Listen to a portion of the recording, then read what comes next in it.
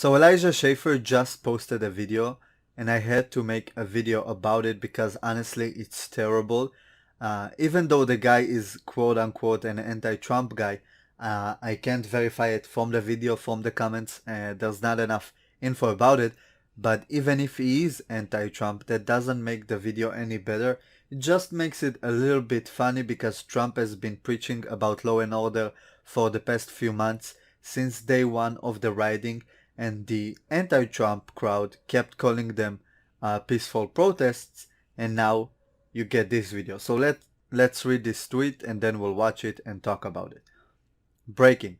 Antifa mistakenly attacks an anti-Trump protester, calling him a bad person from the World War II era, destroys his car while he tried to escape after he tried to assault content creator Real James Clegg with a bar. I don't know Real James Clegg. I just recently saw a couple of his videos pop up on my Twitter feed. He started covering protests just like Elijah Schaffer does, and Fleckas, and anyone else who you know from YouTube. So he's from that same YouTube crowd, and obviously seems like a right-wing character. And apparently, from Elijah's tweet, this guy in the car tried to attack him with maybe a crowbar. It just says a bar. A dog in the back, clearly terrified, and barks as Black Bloc smashes his window. So let's watch the video. Oh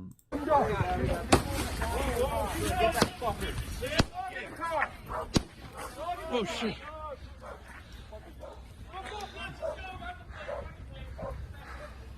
Go. Go. Watch out, watch out. Fuck out of here, motherfucker. You ain't a dog, fuck off. Get the fuck out of here. Get the fuck out of here. Hi, loser. Go back to Massachusetts. Yeah, bitch. Get the fuck out. Fuck you.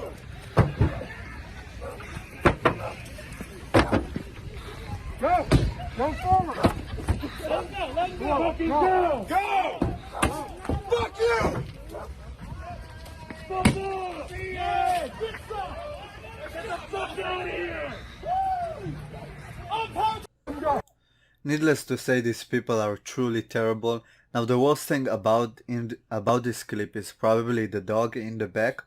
At first I thought they were antagonizing the dog, but it didn't seem like it.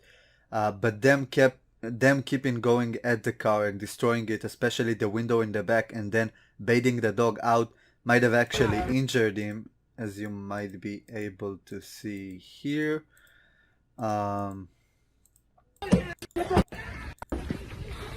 No, it's not here. It's in the beginning of the video. So yeah, as you can see, when they go towards the dog's side of the car, the dog clearly steps out a bit, even steps on this bit of glass and pops it out. Now, I don't know how if you can get hurt by a windshield's glass, depending on the car, honestly, because some of them break rather easily, but I assume that this might have injured the dog. Even if the one he stepped on in here didn't injure him, the glass that is now inside of the car after they broke it, he probably stepped on some and maybe injured himself. So now not only are they endangering the guy, they are endangering his dog. Ironically, because some of them are probably vegan, militant vegans, which is safe to assume, judging they are a Black Bloc Antifa guys.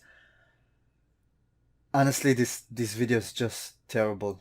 Not a lot of words. I guess there is some cosmic justice if the guy intended to attack James Clegg and now he got his property destroyed. It really raises the question of defending your property with force and how much force can you use. These riots are really, really bad, and now we have people encouraging those riots. You can see RBG Revolution trending on the side of the screen.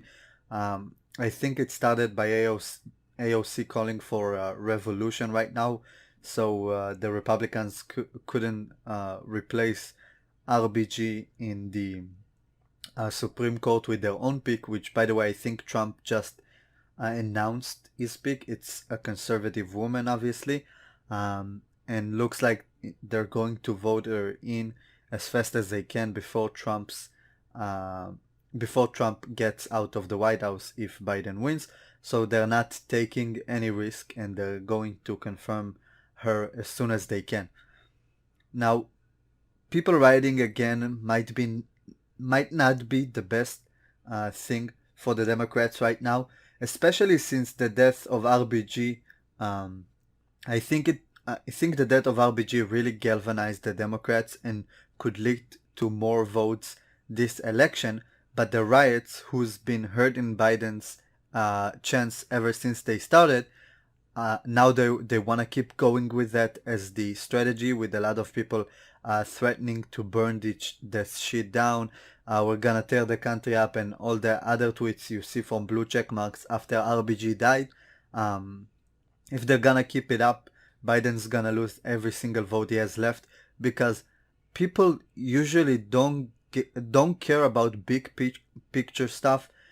If you ruin their lives, if you destroy their car, if you destroy their streets, their neighborhood, their city, now they have to pay more in taxes. Insurance won't pay anybody out because they will go bankrupt eventually because you destroy the entire city, and those who didn't have insurance got their house destroyed or their businesses destroyed, their car destroyed.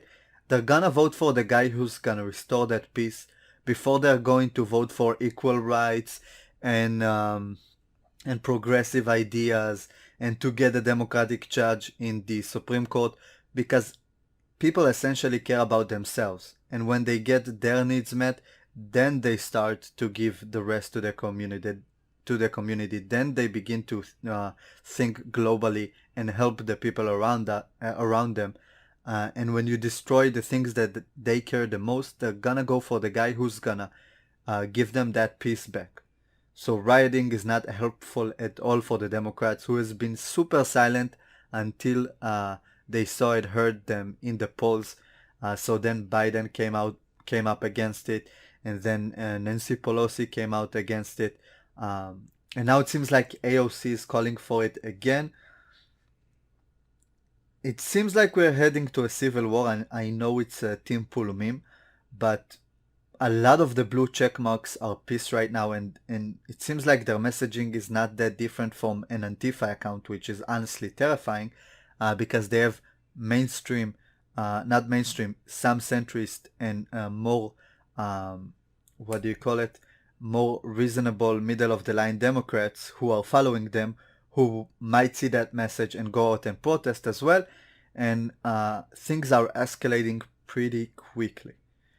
It seems like they wanna, if Trump is going to win this election, it's gonna be civil war. It seems like it. People are pissed. They said that if they're gonna elect Trump, Trump will burn down the country. Now, since he didn't burn down the country, it seems like Democrats are doing this job for him.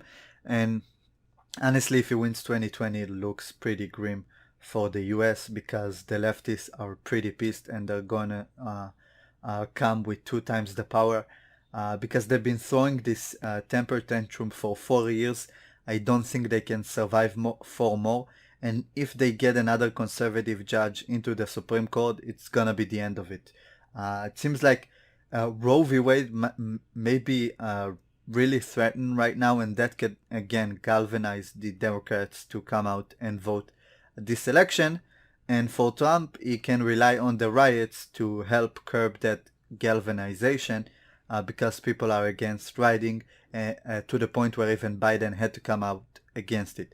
So before I go on another end, thank you guys for watching. Thanks for the support. It's been amazing lately. I hope you enjoyed this video. If you enjoyed it, drop a like. Subscribe to the channel if you're new, and turn on the notification bell. Sorry. And yeah, I'll see you in the next video. Peace.